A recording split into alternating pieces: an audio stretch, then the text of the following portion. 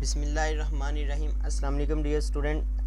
आज हम एक्सरसाइज 1.2 के रिमेनिंग प्रॉब्लम का सॉल्यूशन फाइंड आउट करेंगे। प्रॉब्लम नंबर 4 है, फाइंड द मल्टीप्लिकेटिव इनवर्स। हमने मल्टीप्लिकेटिव इनवर्स फाइंड आउट करना है। इसके 3 पार्ट हैं।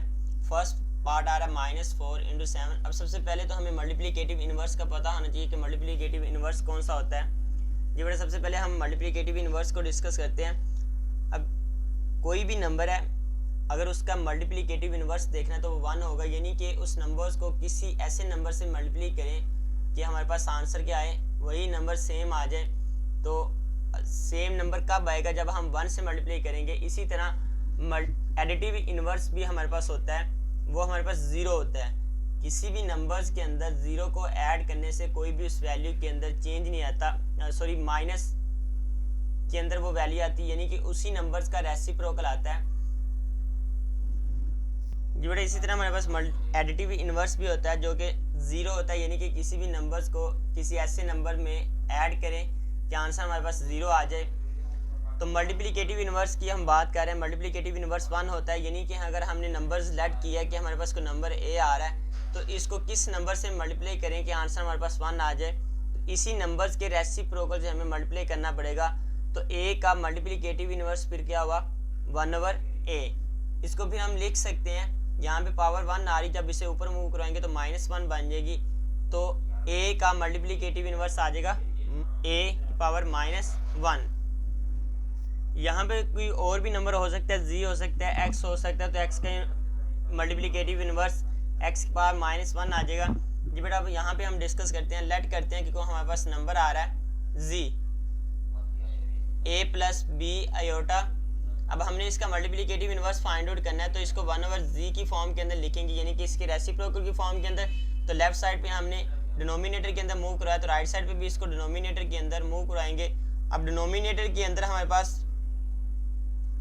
आयोटा आ गया। इसको ख़त्म करने के लिए हमें इस पूरी वैल्यू जो डिनोमिनेटर के अंदर आ रही है इसके कॉन्जुगेट से मल्टीप्लाई और डिवाइड करना पड़ेगा। तो a - b iota divide by a - b iota. जी बेटा, इसको हम लिख सकते हैं z की पावर -1 इज इक्वल टू, यानी कि z inverse is equal to a - b iota को 1 से मल्टीप्लाई करवाया तो आंसर आ जाएगा a - b iota divide by. अब यहाँ पे हमने एक फॉर्मूला पढ़ा था, a + b into a - b is equal to a² - b²। तो ये हमारे पास a + b और a - b की फॉर्म बन रही है। तो ये बन जाएगा a² - b²।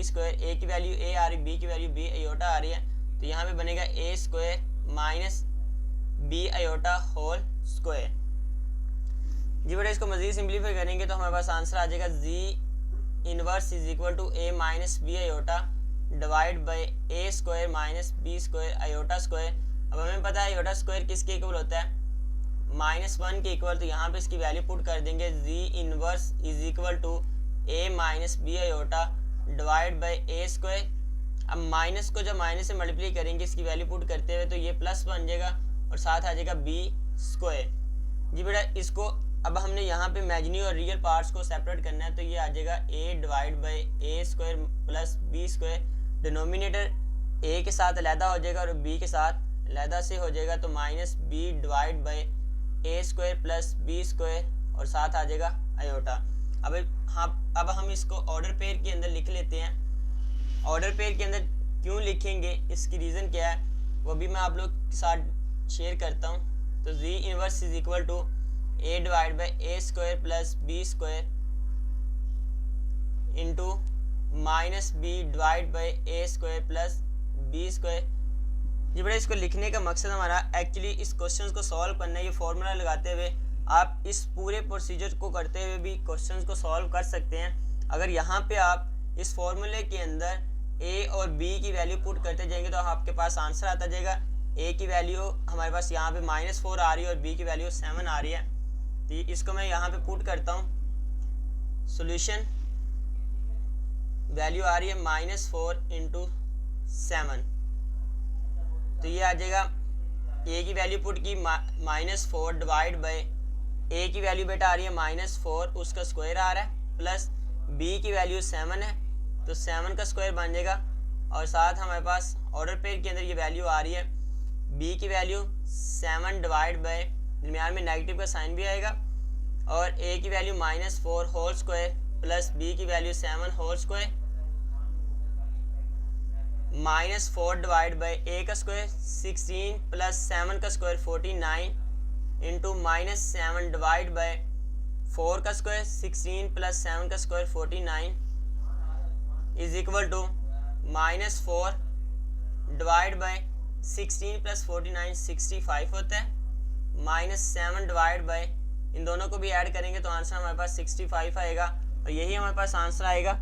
यहाँ पे आयोटा इसलिए नहीं लगाएंगे क्योंकि वैल्यू हमारे पास पहले से ऑर्डर पेयर के अंदर आ रही है। ऑर्डर पेयर के अंदर वैल्यू महसूस होती है, पहली वैल्यू रियल पार्ट और दूसरी हमारे पास इमेजिनरी होती है। आइए इसके पार्ट नंबर 2 की तरफ मूव करते हैं। जी बेटा, हमने मल्टीप्लिकेटिव इनवर्स फाइंड आउट करना है, वैल्यू हमें गिवन है √2 इंटू -√5। अब यहाँ पे हम क्या करेंगे, सेम फार्मूला लगाते हुए इसको सॉल्व करेंगे। फार्मूला आप लोगों के सामने मैं यहाँ पे लिख देता हूँ, √2 इंटू √5, और फार्मूला हमारे पास था z inverse is equal to a divide by a square plus b square into minus b divide by a square plus b square, और यही फार्मूला हम यहाँ पे पुट करते हैं। a की वैल्यू हमारे पास √2, बेटा यहाँ पे हम फार्मूले के अंदर वैल्यू पुट कर रहे हैं।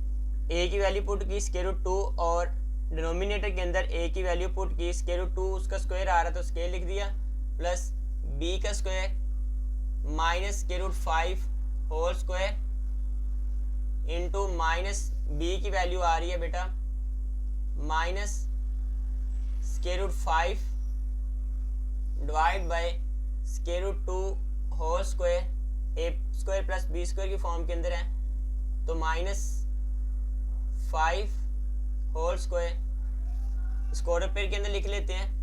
√2 डिवाइड बाय स्क्वायर से स्क्वायर रूट कैंसिल, और यहाँ पे भी स्क्वायर से स्क्वायर रूट कैंसिल, और एक्चुअली हमारे पास पावर इवन आ रही है तो नेगेटिव का साइन पॉजिटिव के अंदर चेंज हो जाएगा, तो 2 + 5 आ जाएगा इंटू माइनस माइनस प्लस हो जाएगा, ऊपर आ जाएगा √5 क्योंकि दो नेगेटिव के साइन पड़े हुए हैं, और डिनोमिनेटर के अंदर सेम वही हमारे पास आएगा, स्क्वायर से स्क्वायर रूट कैंसिल और स्क्वायर से स्क्वायर रूट कैंसिल, नेगेटिव का साइन भी खत्म हो जाएगा, ये बनेगा 2 + 5, और आंसर आ जाएगा √2 डिवाइड बाय 5 + 2 7, √5 डिवाइड बाय 7, तो ये हमारे पास इसका आंसर होगा। आइए इसके नेक्स्ट पार्ट की तरफ मूव करते हैं।